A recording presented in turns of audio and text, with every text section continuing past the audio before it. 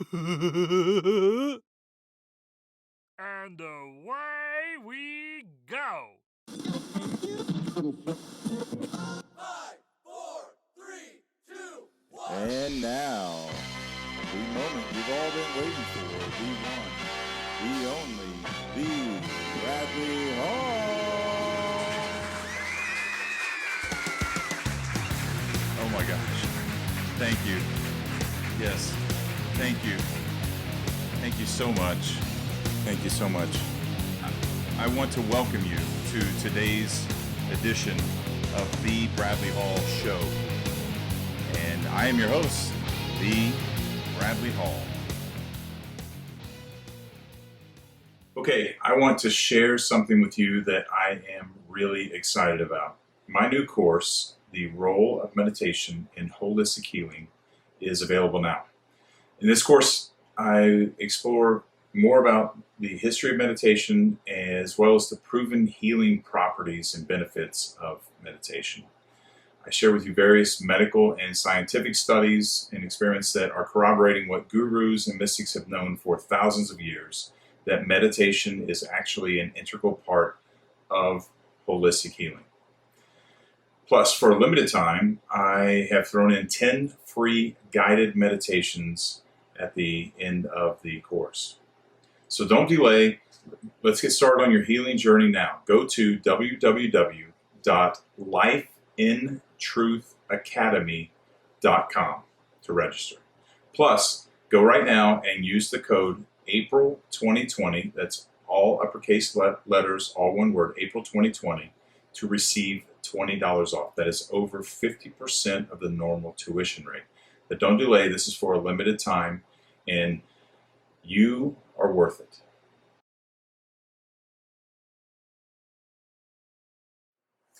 All right, hi, welcome back. This is The Bradley Hall. This is The Bradley Hall Show. Today my guest is an old friend of mine. I hate using the word old, but we've known each other, I think, about 30 some years.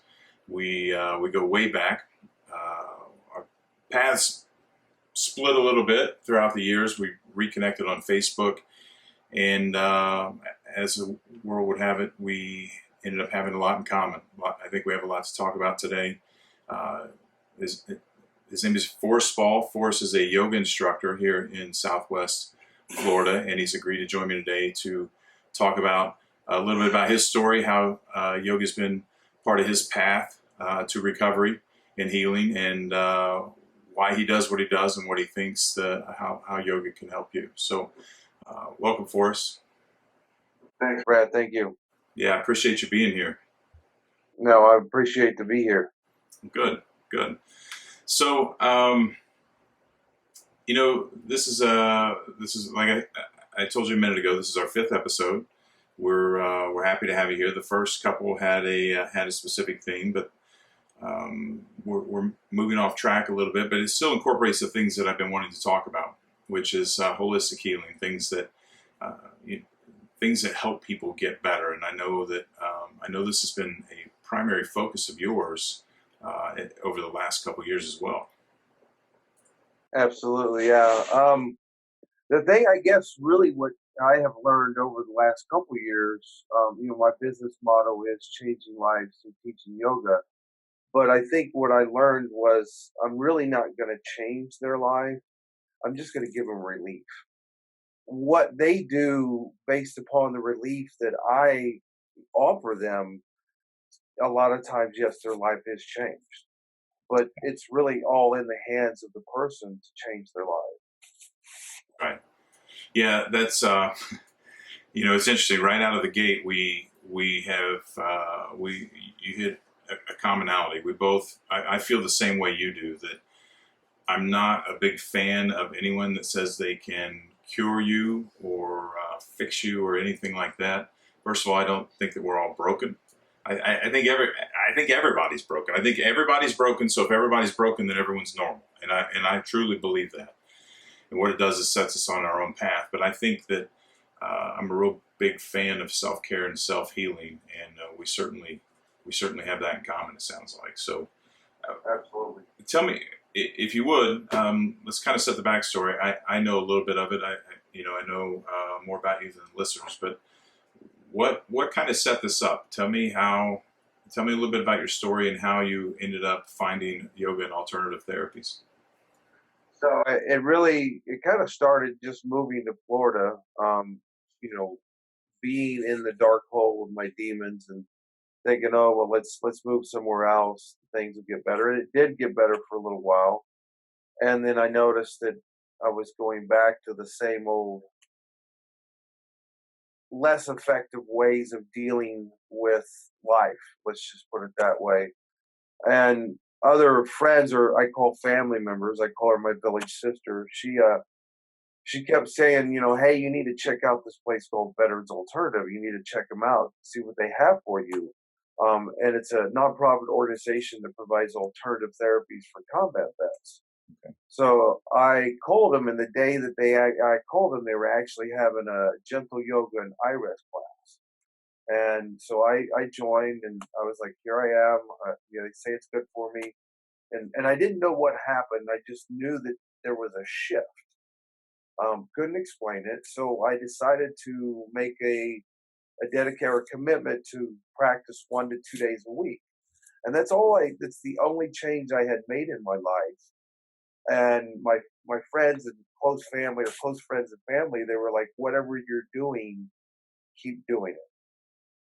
It's awesome. Which it eventually led to 4 classes, to actually going to yoga studios to do classes, 4 classes a week, I would say. To then somebody saying, "Oh, you should be a teacher," and I said, "Oh no, I could never practice anything but gentle yoga, let alone be a teacher." And then probably a month or two after telling somebody that, I was invited to a teacher training weekend that happened to be a power based, a traditional power based yoga practice called Ashtanga yoga. Okay. And I didn't last very long, but then it was like, you know what? This gentle yoga and iris has done something for me. What about this traditional power stuff that I'm really getting a workout from and I'm not sure about, but let me try it. And then next thing I know, my teacher says, well, you are going to go to teacher training. And I said, well, I can't afford it. And she goes, well, just show up. We'll figure it out. And I was able to pay her back. And I could sum up really all of that and what yoga has done for me in kind of one sentence, that before yoga, I really had no purpose or meaning. And after yoga, my life is filled with purpose and meaning in every aspect of it, not just what I provide to the community, but even more than that, just with my family, my friends, and just relationships with people in general. That's that's a pretty incredible testimony. It's very, very powerful. I'm glad to hear you say that the way you did. Um, I've seen your transformation from afar, knowing that we had a parallel shift, that our shifts were parallel. That we were headed in the same direction, very similar direction, and knowing from knowing you a long time, I've watched this shift happen, and it's remarkable. And Michelle and I have talked about you several times because of the things that I go through with my journey, that I've gone through with my journey, which you know a little bit about that. But so it's been really cool to watch you, knowing what I know and what I'm going through, to see someone else on a different path, to look over and see someone I know on a different path, enjoying the same benefits has been very rewarding. I have to say that, seriously. Yeah, I appreciate that. Thank you very much. I was looking at, I had to everything's fluid, as you know, and with what's going on in the world right now. And so I'm in there changing my yoga schedule. And I sat for a moment, I had to think about that. And I'm like, even still today, if I threw out there that I'm teaching 6 classes a week and and it's going to be added or bumped up to 8 in 2 weeks. For somebody who's been teaching less than 2 years, it's still quite a bit of what I've done. And it's crazy though, because then the ego comes in and says, well, you still haven't done enough, Yeah. if that makes sense. Oh yeah. And that's where I think a lot of times we get caught up in. We think, oh well, I'm not egotistical, but yet you really are because you think, well, it was me. Yeah. And I know I've gone off on a left field on there, but it kind of ties everything together as well because we need that ego to drive us, but sometimes it drives us the wrong way. Yeah, that's actually a very good point. That is in psychology that's referred to as the inner critic, and a symptom. It's a byproduct of trauma, and the ego turns in a different direction in an attempt to protect us. It beats us down to not so we don't go out and try new things and further embarrass ourselves and further hurt ourselves, and it actually becomes very counterproductive. And it's a very, very common thing. It's something that I have always battled with as well, and I address it in a lot of my clients. I'm a trauma recovery coach, and I address that in a lot of my clients. And then the further extension of that is obviously the whole ego thing, which a lot of people, half the people who listen to this may have experienced that and understand that, and half of them it may be new. But maybe we can get into that a little bit later. I want to ask you real quick. I want to go back to the beginning. You mentioned that when you moved to Florida, you got into a program through the VA system or for veterans. So I know the beginning of your story is a little bit. It was a nonprofit organization. The VA, I think their hands are tied a lot with laws, Yeah. but they realize that nonprofits can provide some of these other alternative therapies. They're starting to bring other programs in, but it's a slow process. Yeah. I've done some research here recently on yoga and the modern day yoga, and there wasn't enough research done on it. You would have one person that would recover from diabetes, say, but yet there was still no long-term research, and they wouldn't actually track it anyway. They just found one person that it cured, and this is probably type 2 diabetes, but then they didn't try to pursue that anymore. So there was no research. And you think about it, what does in today's society we want that research? We want to know what does it do for us, and we know, you and I both know what living healthy and mindfully and things do for you, but without the research, nobody really wants to take it serious. Yeah, well, and unfortunately, we have to. You're absolutely right, and unfortunately, we have to come to a point where we understand that the human psyche is so complex that we can't. It can't be measured linearly. It can't. And medicine has been trying to do that and done a very good job of it, but it's leaving out specific elements, especially when we get into the mind and mental and behavioral therapy and that kind of thing. There's just a limited, there's a ceiling on it that limits what you can do if you're trying to keep it in that box, which is, we're seeing now with, they call it alternative therapies. John Kabat-Zinn is famous. He's a physician who created the mindfulness-based stress reduction program through meditation. And they've done a lot of studies about meditation that's doing a lot of healing that can be backed up with MRIs. You still can't really contain it, but technology has helped them be able to at least show that we can make progress, even if we don't know why. Yeah. Well, speaking of the mind, I mean, because the ego and the mind, they're kind of like close cousins, I call them, because the mind thinks it and then ego runs with it. Right. And so what we have gone to, though, and I don't know who it was, I think therefore I am, whatever that quote comes from or whatever, but actually I think it's the opposite. I am, therefore I think, because if I wasn't alive, I wouldn't be thinking. So I need to think. But I think what happens is my mind, and a lot of us as America, or even just as people in general, we let our minds just go and go and go, and we don't feel into what we're experiencing. We think that as long as we think what we're experiencing, it's good. But no, we need to feel it. What does it feel like? And the thing is, and then we could go into it even deeper and like, well, I don't want to have the bad feelings. Well, you know what? That's part of being human. That's right.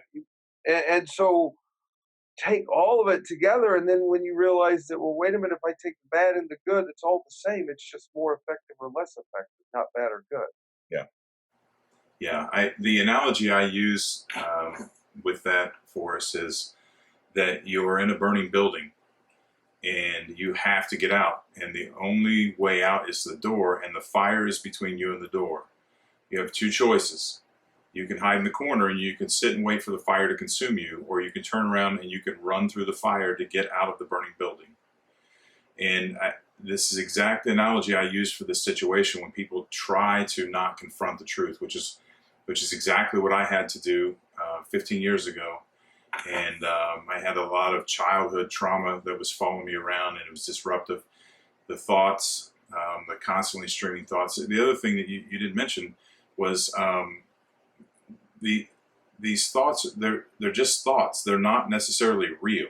That the energy we give them makes them real, and we did get to decide whether we believe them or not.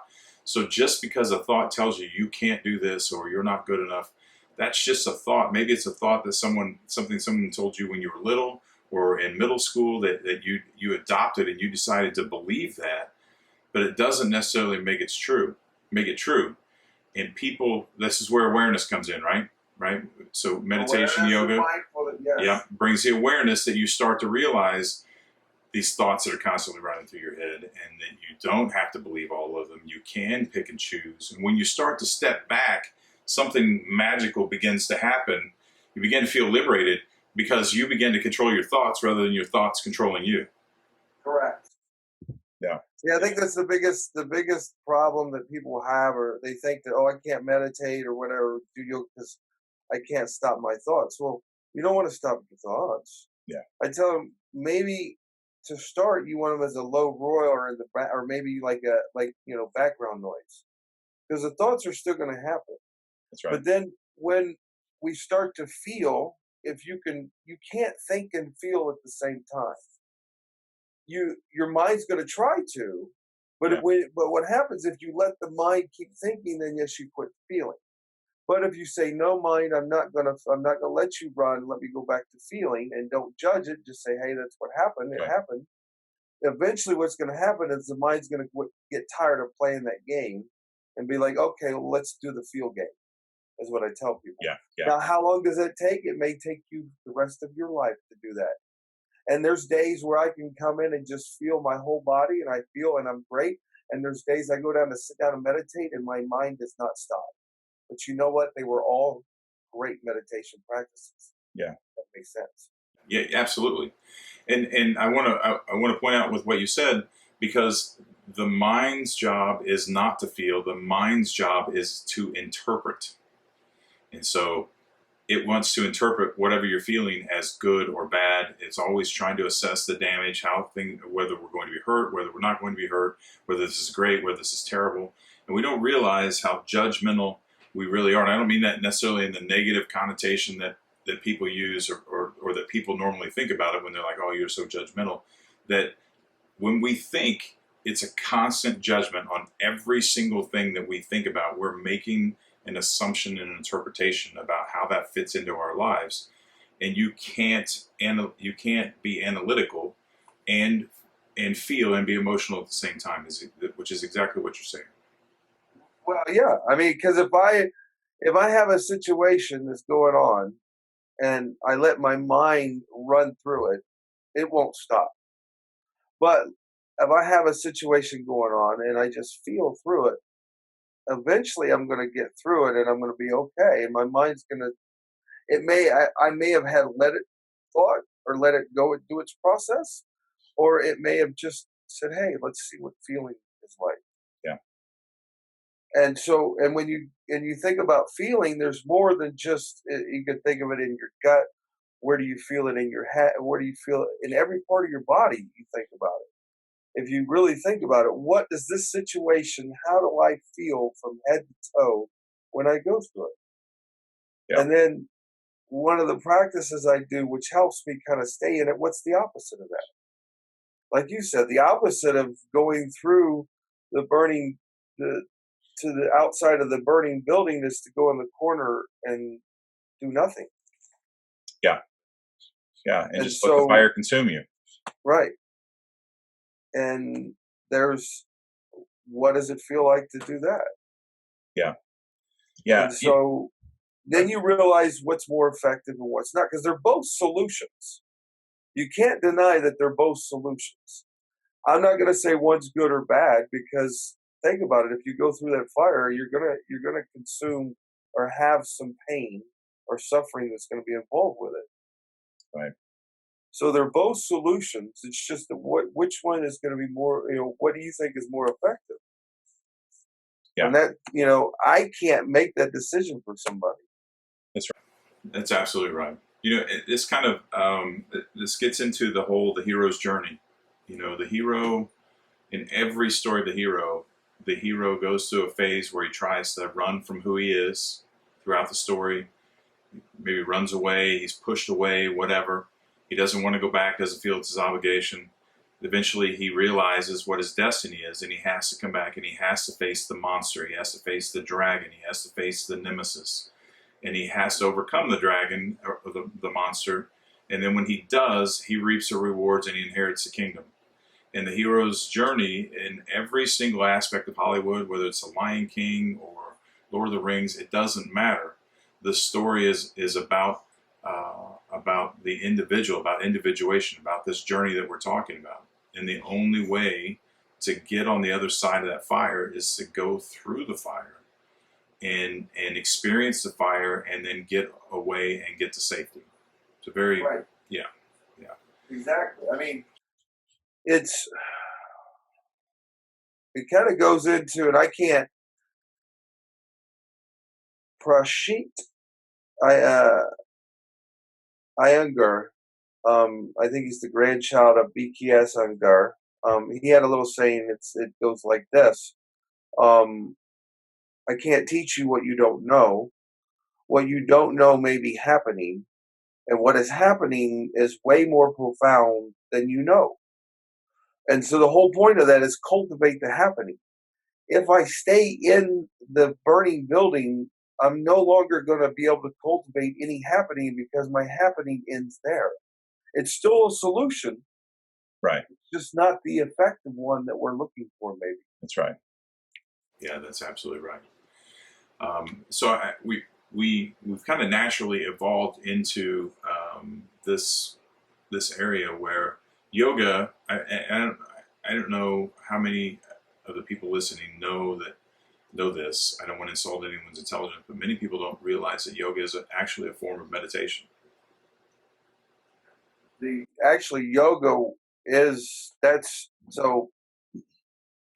yes, yoga was originally looked at as a science. You figure thousands of years ago, because how do we control they looked at it as how do we control our mind, and then after practicing sitting to try to control their mind, they realized different things. They realized that there were maybe 8 limbs that we need to look at, and they all want to come to culminate into bliss. There are many forms to get to there. There's the karma way of doing it. There's the contemplation way. There's the hatha way, which is the postures way, which is actually, I'm learning now, came later. But yes, yoga, I mean, if you look at any time that you are in the moment,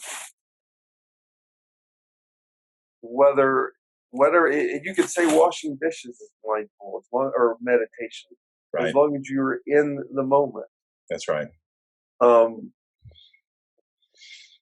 that's why I tell people. I said, they say I can't meditate. Well, what do you mean you can't meditate? Well, my mind doesn't want to stop. And I'm like, well, don't you do a job where you have to focus on that particular task to the best of your ability and nothing else? And they're like, yeah. And I said, well, you meditated there.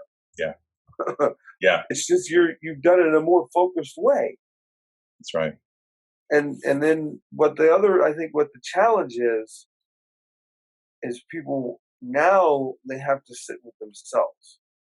And I know that's for me, because I could sit and focus on a task that I have to do because it's outside of me. But then when it's just me and the universe, it's a little different. Yeah. because it's kind of scary. What is it that I'm going to encounter? Because I don't know. I've never been there. Yeah, yeah, for sure. And to go back on what you just said just a second ago, I actually am launching a new course on the role of meditation in holistic healing.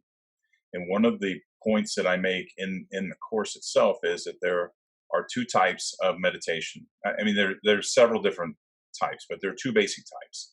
There is focus or control meditation and contact meditation, which the first one you have to experience the first one to get to the second one. You have to learn to focus, to be able to do to stay aware while you're washing dishes, to do yoga, focus on the poses, those type things. Whether you're gardening, you're focusing on the moment, and then you learn to really shut out the noise a little bit, so to speak, or to become actually into a line in harmony. But once once we acknowledge that the noise is there, and we're able to separate from the noise and separate from our ego and separate from our identity, then we can move inward, which is where the contact happens. That's where you begin to get in touch with your intuition. There's a lot of phrases that people throw around, with the higher consciousness, with spirit, with God, whatever people want to say. I'm not here to give a religious lecture, but the point is you have to go through the focus phase of it to train your mind before you can go deeper and really get in touch with your intuition. That's when the peace really starts to set in. Would you agree with that? No, absolutely. I'm just sitting here going through the different limbs of yoga. I follow the Ashtanga, which is the 8 limbs of yoga. Okay. The first one being the self-conduct or morals. Second one is self-conduct. With that, you have basically 5 sub-limbs, which I'm not going to get into them, but they're like the 10 commandments. I look at it as this way: just don't be a dick. Yeah. I mean, that's golden rule, right? Yeah, I mean, and then that's limbs 1 and 2. Limb 3 is your postures. Limb 4 is your breath control. Limb 5 is your sense control. Limb 6 is concentration. Limb 7 is meditation, and then limb 8 is your bliss, or what they call samdahi. So you look at it, in the study that I found, is it says that concentration culminates into meditation, and meditation is the culmination of concentration.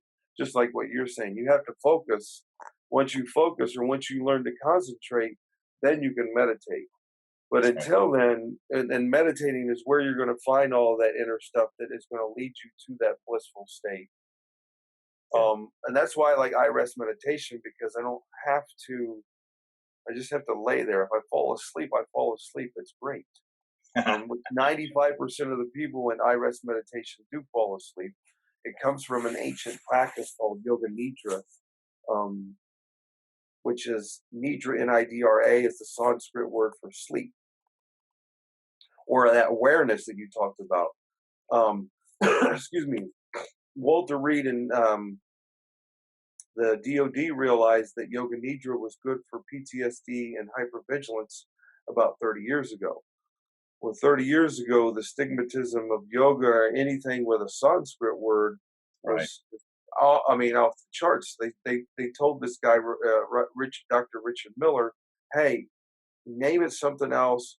And you know what? It's kind of got some dirty hippie stuff, kind of cleanse it up, because, we got our military warriors that are going to be going through this. So he came up with a 10-step protocol called IREST, little I, big R, and then EST, little EST. Okay. A lot of people think because they fall asleep while they're resting their eyes, kind of does, but actually I stands for integrative, and the rest stands for restorative. Okay. Or restoration. So integrative restoration. So it integrates everything that makes up who you are to restore you back to who you truly are. I love it. And that's when you talk about mindfulness and awareness, you focus on something. And then when you start to, and you can focus on it, then you start to get into the meditation part of it, or the inner workings of the mindfulness of it, to where you can say, okay, this is who I truly am, based upon what I'm contemplating on. Yeah, I love it. I love it. So let's roll with that. Let's go backwards a little bit. Okay. So, because I want to be very clear to the people listening about the advantages of this. Okay, so most of my listeners at this point, they know that I've started to become very open about some of the traumatic things that happened to me in my childhood, and I'm finishing up my book right now to kind of go through that. I had a lot of trauma as a child, and it manifested into some very destructive behavior that started manifesting probably about the age of 15, that went to my late 20s, until I finally became aware. I became aware, and I understood that once the awareness happened, everything, not that it was easy, but that was the beginning of the path. So I want to talk about your story a little bit. I want people and I want you to tell what you're comfortable telling, what you're comfortable talking about. I want people to understand that this isn't something you just happen to, I mean, you may have just happened to fall into, but you've had a long, arduous journey that was filled with a lot of darkness and I think you used the word demons at the very beginning, that you've had an arduous journey as well.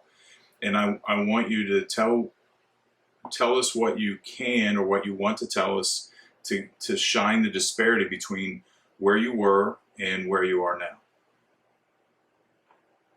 So, in my darkest days, if I only spent $30 on crack cocaine, that was a bad day. Wow. That was a low day. Today, I'm not saying I don't think of it. Obviously, it's there. But, teaching, if you'd asked me 5 years ago when I came to yoga, if I'd be teaching 6 live stream classes in the middle of an pandemic, Mm-hmm. Yeah. I would have said, you guys are crazy. I just want to be able to figure out a way to not indulge this demon at every route, if that makes sense. Yeah. Yeah. And so now, before my purpose was, how could I not feel? Now my purpose is, I want to feel it all, but I want everybody to know or be able to experience the joy of feeling once you realize it's an okay thing. But you got to realize it's an okay thing, because if you'd asked me to feel when I first came to yoga, I would have said no. I don't think so. Yeah. Yeah. And it's called disassociation. It's also a byproduct of trauma, where we disconnect from our feelings and our emotions to protect.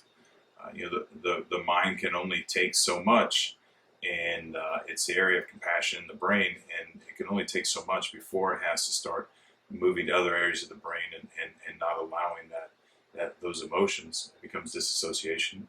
People disassociate in many, many ways. Unfortunately, drugs and alcohol are probably the most prominent, probably the one that most people think about. So, but I think it's remarkable, and I want people to understand that this is, you're a yoga instructor, but this someone who's dealing with PTSD from either their childhood or a combat veteran. An interesting thing, I want to switch. I want to bring this up real quick. The interesting thing about combat veterans is that according to Carl Jung, Jungian psychology, the PTSD, I think, is PTSD. I think it varies for different people, but I think in combat veterans, one of the problems with that is that you take fine, young, upstanding, normal, predominantly males, but now I know that's changed. You take these people who are normal people who like to have a good time, and they have a family, and they love their grandma, and they love their dog, and then all of a sudden they go out and you make them do these horrendous things, and they see these horrendous things that they didn't know existed.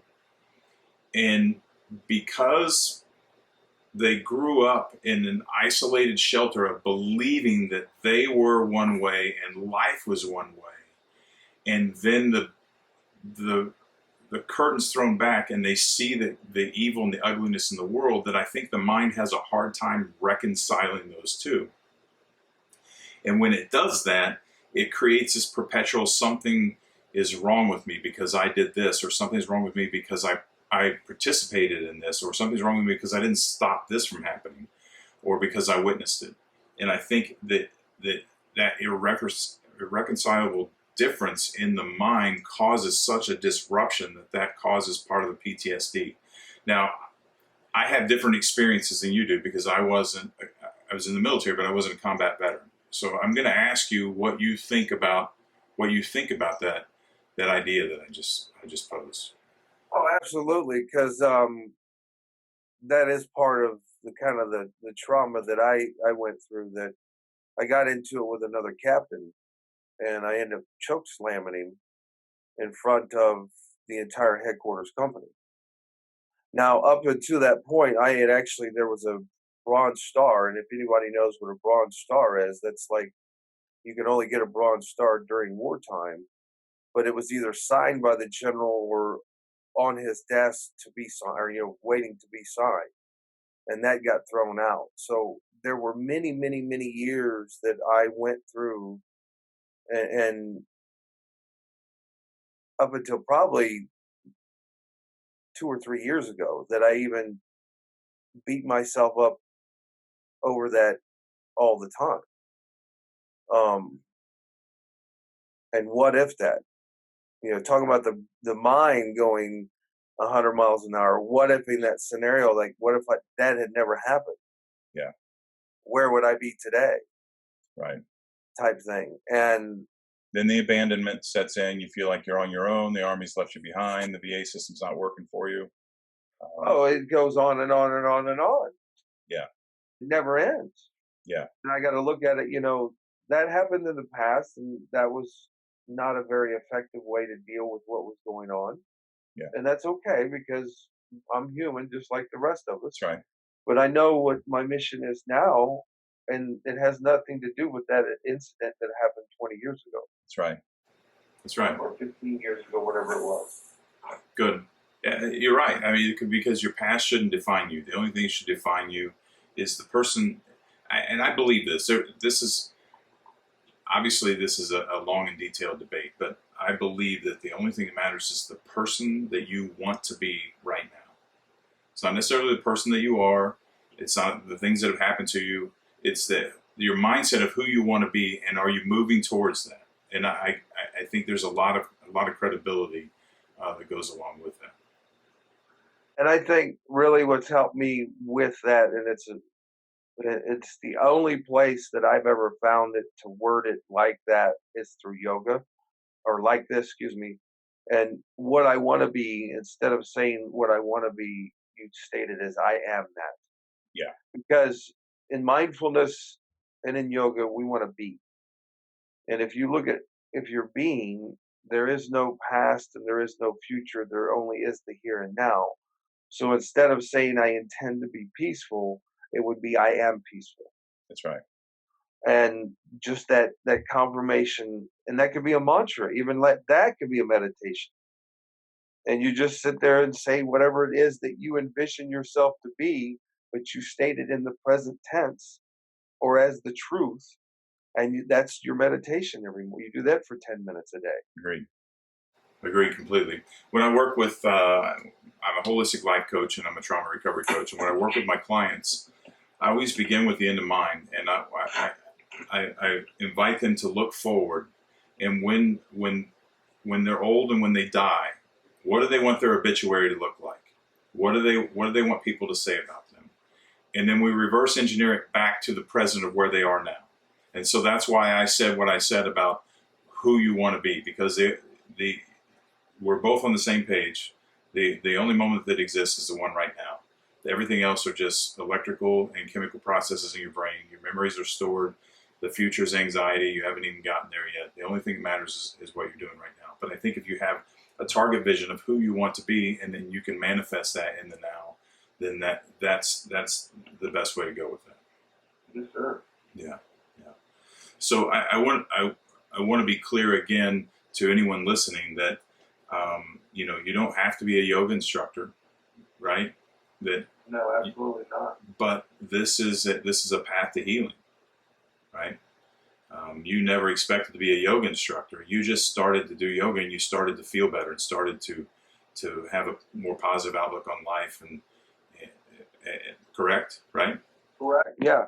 I mean, this is what I tell people: your path may not be yoga, but yet I guarantee you, if you stay mindful, you will stay in your path.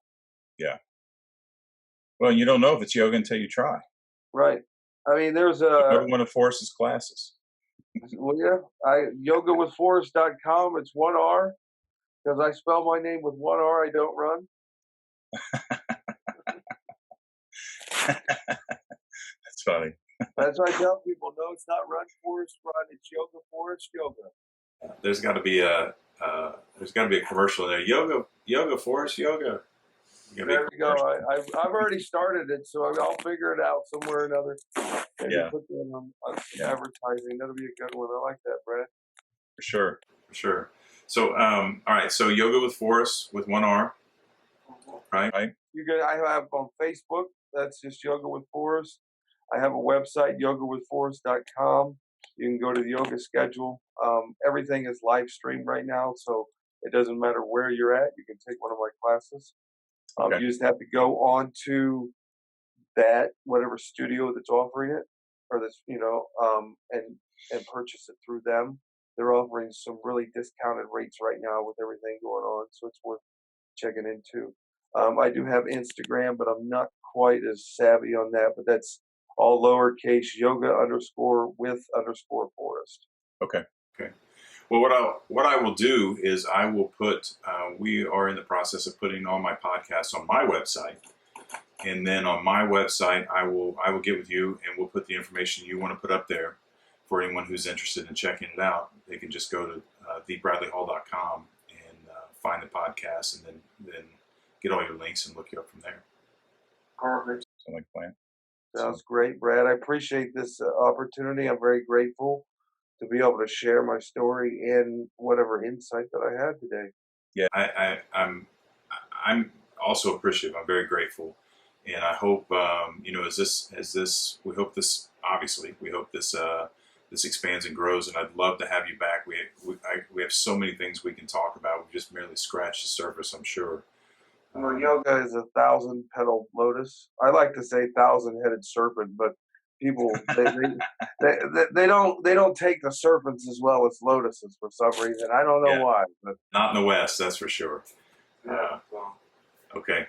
Well, cool. I appreciate you joining me again, and we'll have you back soon, I promise. Awesome, Brad. You have a good one, and give your wife a hug for me, man. I will, man. Take care of yourself. All right, buddy. Thanks. Bye now. Bye-bye.